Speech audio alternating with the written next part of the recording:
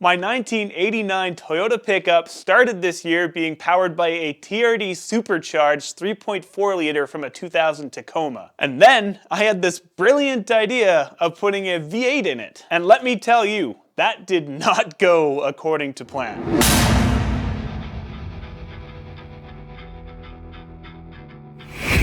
Brought to you in part by Alpine Toyota. So this is my 1989 Toyota pickup. And about 4 years ago, I put a 3.4 from a 2000 4Runner into this thing. And not long after that, I put on the TRD Supercharger. And don't get me wrong, this 3.4 is an absolute fantastic motor and it sounds so great with the supercharger on top. But not too long ago, I got this idea in my head of doing a V8 swap in my Toyota. That's right, I'm about to pull this motor and officially start the V8 swap.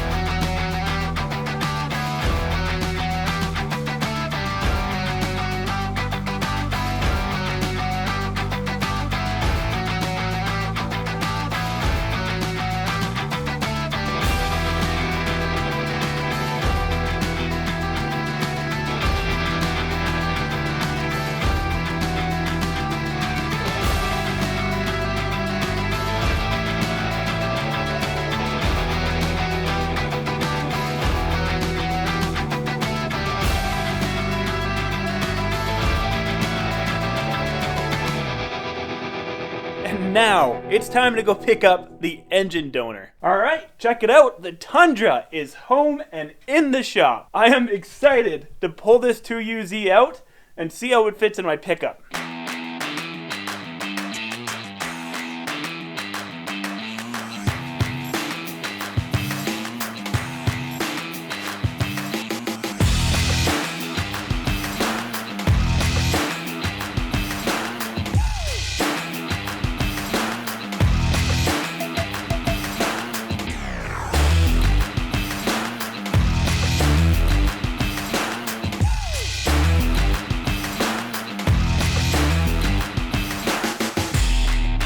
Alright, so the 2UZ is sitting in the engine bay, and it fits terribly. Let me show you what I learned. So, it's not really a surprise, and I did expect this, but there's like no room up here at all for a radiator or cooling system, meaning this whole engine and transmission needs to go back. That being said, there is room for it. There's like 5 to 6 inches between the engine and the firewall, so that should be fine. Also, see all this room here?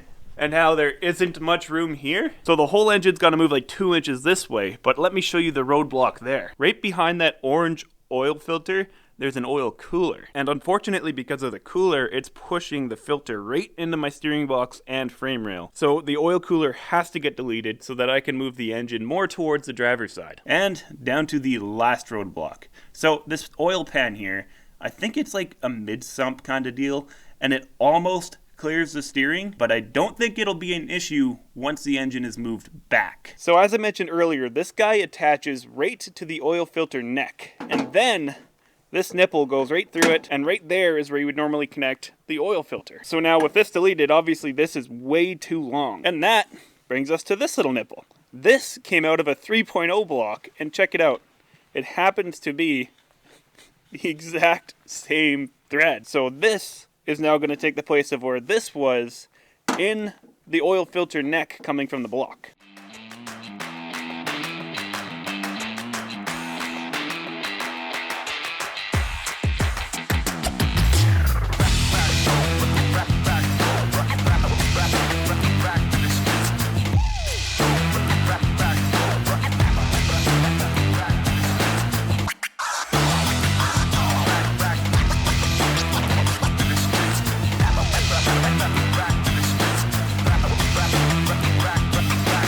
Today, I'm working on engine mounts, and these get mounted right to the block for me to build the 2UZ engine mounts off of. This is a leaf spring mount. Well, actually a shackle mount, and this came from Corey's pickup when he did his Chevy 63 kit. I'm going to trim it down and then weld it into place on there.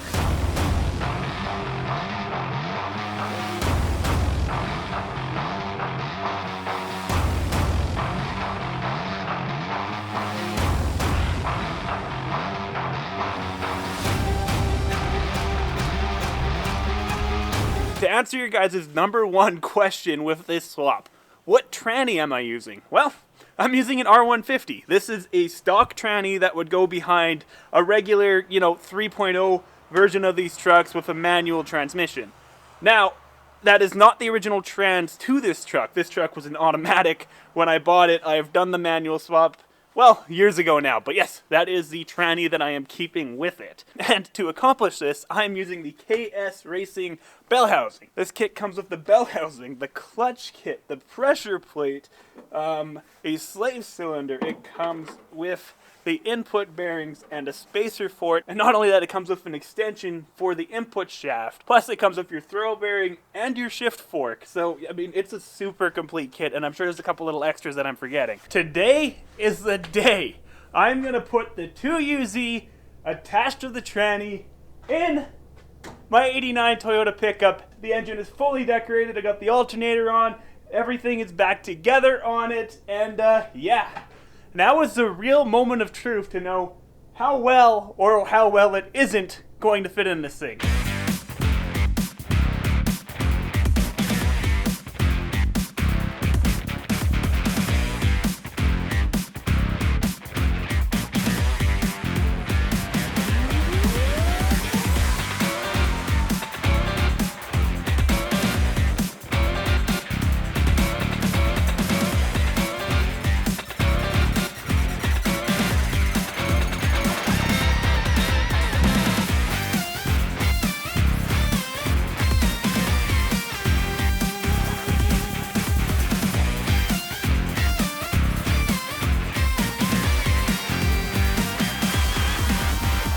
Alright, the 2UZ is in the truck with the tranny attached. Now, it's almost where it needs to be, except the front needs to come down an inch, maybe two. The only problem there is I still don't have the rear sump oil pan in. And I'm really eager to start building mounts and actually getting this thing mounted up in the truck. I'm going to bring the engine up just a little bit, take the oil pan off, set the engine back down into place where it's going to be with the rear sump. I'm going to use tie downs across the frame rails to hold the tranny up in place where it wants to live. And then, yeah, I'm going to start building engine mounts. Yesterday, I spent hours doing little tiny micro adjustments on this motor, getting it exactly where it's going to live when it's bolted down and the engine mounts are made. So, now that that is done, it is time to start working on engine mounts. So for the engine mounts, it's really simple. These are shackles for like a 2020 Tundra, and these bolts go through the shackle mount that I welded on the engine mounts that are currently on the block in the engine bay. So this goes straight through the shackle tube on the block, and then these are going to come down to a plate that then mounts to the 3-liter mounts. And this is how I'm figuring out how to cut this guy. I made a cardboard template that I'm going to mock up into place and mark it where it needs to be cut and transfer that to this guy. And there's one side right there. So I'm going to pull that off and then make that cardboard piece in metal.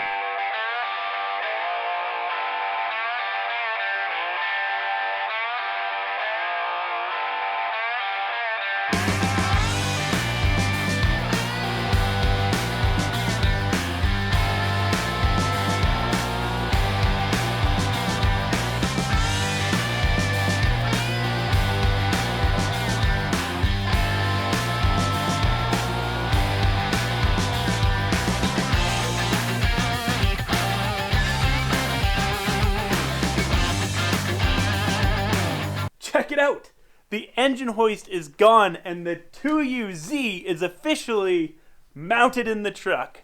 This is a huge step because from now on, everything is now reassembly and getting this thing running in my '89 Toyota pickup. Check out what just showed up. my radiator solution. So this is a 1KZ diesel radiator. It is 3-row and it is significantly bigger than the 3-liter radiator. And the best part about this, it bolts right into place where the 3-liter radiator was. So I don't even need to modify the mounts or nothing. Good news! My rear sump oil pan for a 1UZ came in today.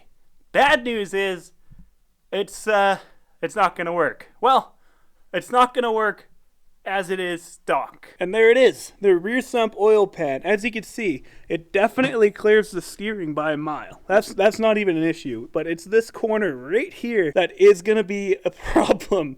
So when I hit a bump really good, the pumpkin is definitely gonna smash right into the oil pan. Now I do have a solution for this. I'm gonna take it off, I'm gonna notch this corner of the oil pan and weld in a piece of steel so that it's at an angle here. So when I hit a bump, it comes up into the notch instead of creaming the pan.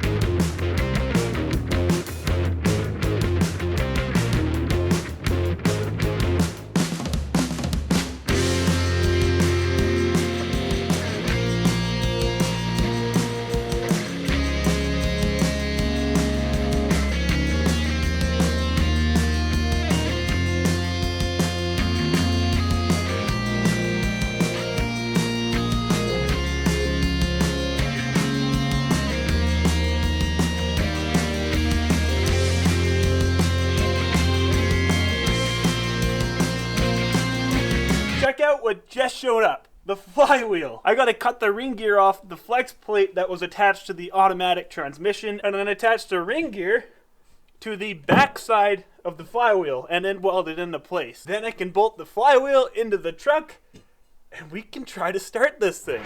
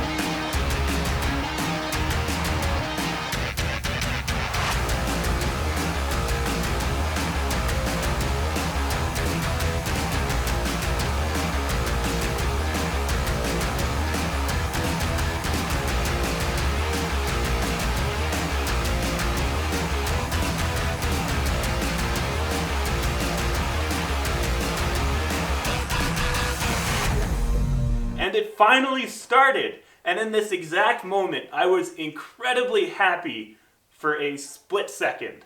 Because shortly after that, I noticed flames erupting from my engine bay. I screwed up. There's a fuel leak. My truck is in the shop, and the truck is currently on fire.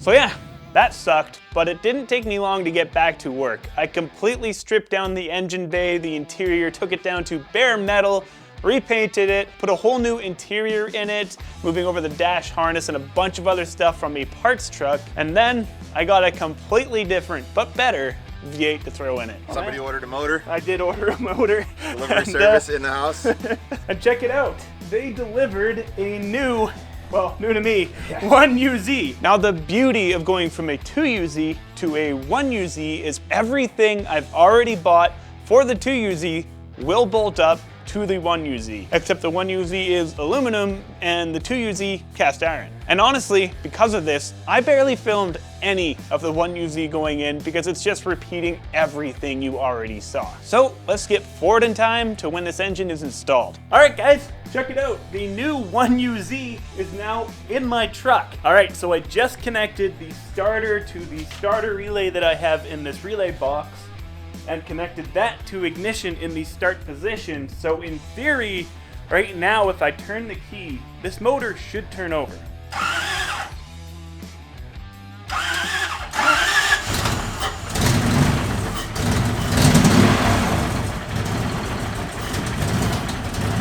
And after some fine tuning, I finally got it so that it can idle and it'll rev up. Check it out.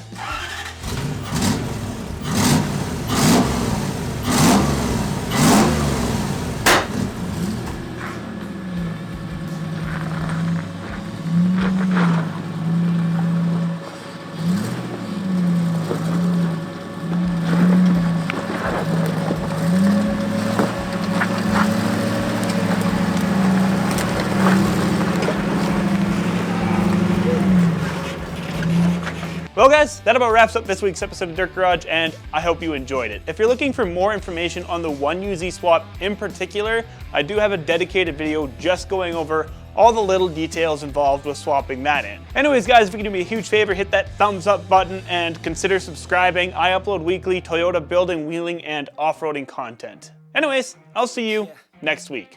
Peace. I'ma make a couple stacks, do exactly what I want to. Mix a couple tracks, get a lady that I'm drawn to. Turn up to the max, get it faded till I'm gone, dude. I do what I want, couldn't stop me if you wanted to. I just work hard, yeah, harder than the rest. Some people say I'm lucky, others say I'm